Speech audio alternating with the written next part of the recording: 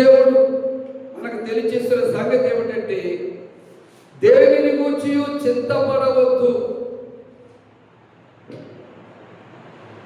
దేవుడు చెప్పిన మాట ప్రకారము మనం ఈ లోకములో ఆత్మీయ జీవిత యాత్ర కొనసాగిస్తే మన చింతలన్నీ కూడా తొలగించి మనకు మేలు చేస్తాడు.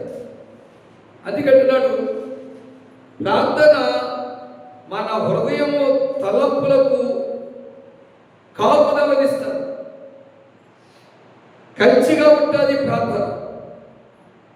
ఎందుకంటే హృదయము అన్నిటికంటే మోసకరమైనది, ఘోరమైన వ్యాధి కలిగింది కనుక దానికి కంచి వేస్తే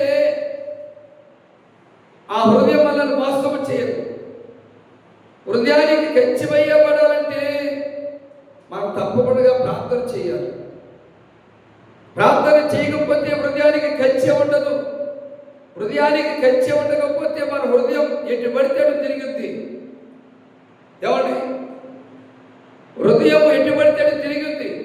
హృదయము వ్యాధితో నిండిన కపట కేంద్రము, దానిని గ్రహించుట ఎవరి సాధ్యము?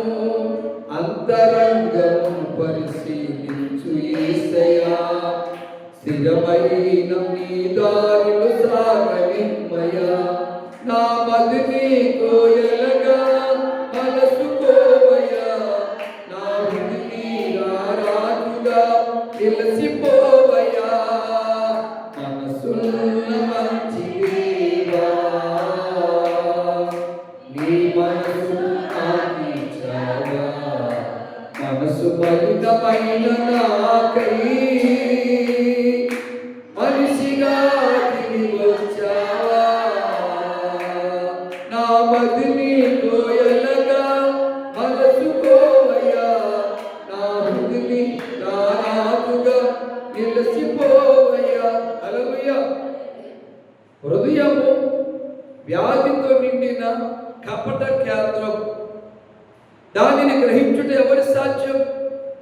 అంతరంగములను పరిశీలించు యేసయ్యా, స్థిరమైన నీ దారిలో నన్ను సాగనిమ్మయ్యా.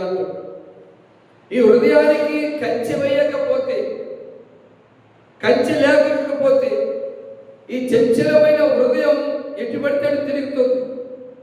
ఈనాడండి పాపం ఎలా పెరిగిపోయిందంటే, అక్క తమ్ముడనే తేడా లేదు, అత్త అల్లుడనే తేడా లేదు, బావ మరిదనే తేడా లేదు, అక్క చెల్లెనే తేడా లేదు. ఏమండి? పాపము విచ్చలవిడిగా తాండవాడుతుంది. అలాంటి పాపమును అరికట్టాలంటే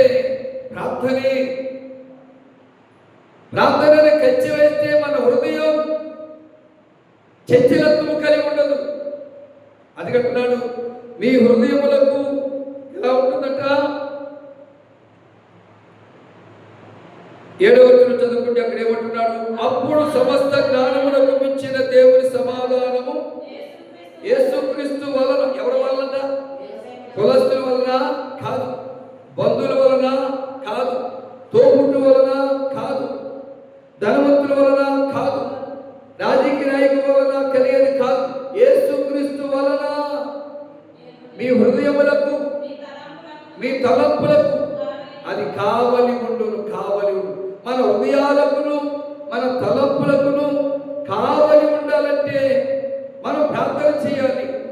ప్రభా, చెడు చూపుడు చూస్తున్నానయ్యా, ప్రభా చటాలతులు వస్తున్నాయ్యా, ప్రభా హృదయం ఇటు నన్ను తిప్పేస్తున్నాయ్యా అని నువ్వు ప్రార్థన చేస్తే అది యేసుక్రీస్తు వలన మాత్రమే నీ హృదయానికి నీ తలంపులకు కావలి ఉంటుంది.